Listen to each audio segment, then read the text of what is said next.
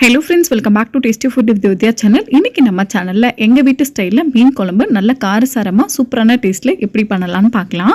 வீடியோக்குள்ளே போகிறதுக்கு முன்னாடி நம்ம சேனல் டேஸ்டி ஃபுட் வித் வித்யா சேனலை சப்ஸ்கிரைப் பண்ணாதவங்க சப்ஸ்கிரைப் பண்ணிவிட்டு பக்கத்தில் இருக்க பெல் ஐக்கானை கிளிக் பண்ணிக்கோங்க.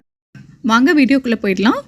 ஒரு மிக்ஸி ஜாரில் 1 டீஸ்பூன் சோம்பு, 1/2 டீஸ்பூன் மிளகு, ஒரு சின்ன துண்டு இஞ்சி, கூடவே ஒரு கைப்பிடி அளவு சின்ன வெங்காயம் சேர்த்திக்கோங்க.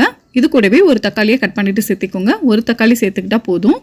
சேர்த்துட்டு நல்லா ஃபைன் பேஸ்ட்டாக அரைச்சி எடுத்துக்கோங்க. இது ஒரு சைடாக இருக்கட்டும். அடுத்த ஸ்டவ் ஆன் பண்ணிவிட்டு ஒரு கடாயில் 1 டேபிள் ஸ்பூன் அளவுக்கு நல்லெண்ணெய் சேர்த்துக்கோங்க. எப்போயுமே மீன் குழம்பு நல்லெண்ணெய் சேர்த்து பண்ணும்போது தான் நல்லா டேஸ்ட்டாக இருக்கும். இதில் 1 டீஸ்பூன் கடுகு, 1 டீஸ்பூன் ஜீரகம், 1/4 டீஸ்பூன் வெந்தயம், கூடவே ஃப்ரெஷ்ஷான கருவேப்பிலை இலைகள் ஒரு கொத்து சேர்த்துக்கோங்க. அடுத்ததாக 15 to 20 பூண்டை நான் மிக்சியில் 1-2 பல்ஸில் போட்டு அரைச்சி வச்சுருக்கேன். அதை சேர்த்துட்டு பூண்டோட பச்சை வாசனை போகிற அளவுக்கு எண்ணெயிலே நல்லா வதக்கி விட்டுக்கோங்க. இதுக்கு பல்ஸில் போட வேண்டாம்னா தட்டிட்டு கூட சேர்த்துக்கோங்க. இந்த மாதிரி நம்ம பூண்டை முன்னையே 1-2 அரைச்சிட்டு வதக்கிட்டு பண்ணும்போது மீன் குழம்பு நல்லா டேஸ்ட்டாக இருக்கும். இது கூடவே ஒரு கைப்பிடி அளவு வெங்காயத்தை கட் பண்ணிவிட்டு சேர்த்திக்கோங்க. வெங்காயம் நல்லா வதங்குற அளவுக்கு வதக்கி விட்டுக்கோங்க. கூடவே ஒரு தக்காளியை நல்லா தின் ஸ்லைஸாக கட் பண்ணிவிட்டு சேர்த்திக்கோங்க. தக்காளி வெங்காயம் நல்லா வதங்கி வர அளவுக்கு வதக்கி விட்டுக்கோங்க.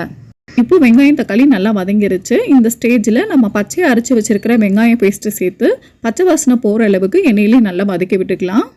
இந்த பேஸ்ட்டை சிம்மில் வச்சுட்டு ஒரு 5 நிமிஷம் எண்ணெயிலே வதக்கி விட்டுக்கோங்க. இந்த அளவுக்கு நல்லா வதங்கினதுக்கு அப்புறமா மசாலா சேர்த்துக்கலாம்.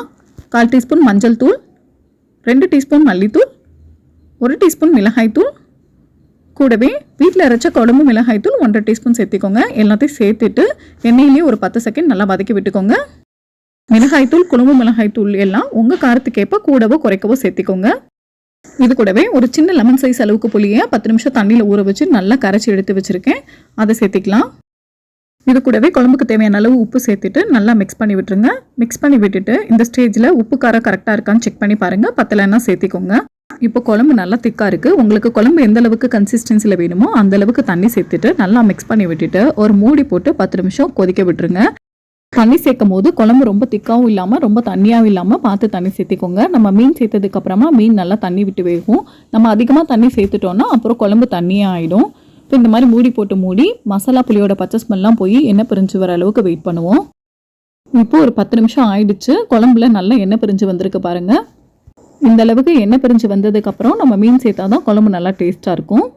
நான் இன்றைக்கி மீன் குழம்பு பண்ணுறதுக்காக 1 kg சங்கரா மீன் தான் எடுத்திருக்கேன். நீங்கள் எந்த வகை மீன்னாலும் இதே மெத்தட் யூஸ் பண்ணி பண்ணலாம். மீன்லாம் ஒன்றோட ஒன்று ஒட்டாமல் நல்லா கேப் விட்டு சேர்த்திக்கோங்க.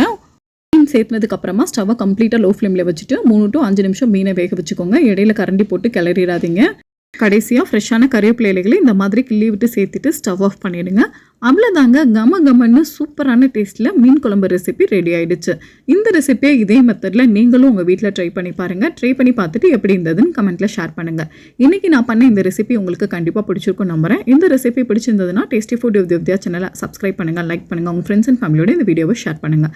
தேங்க்யூ ஃபார் வாட்சிங். Bye bye.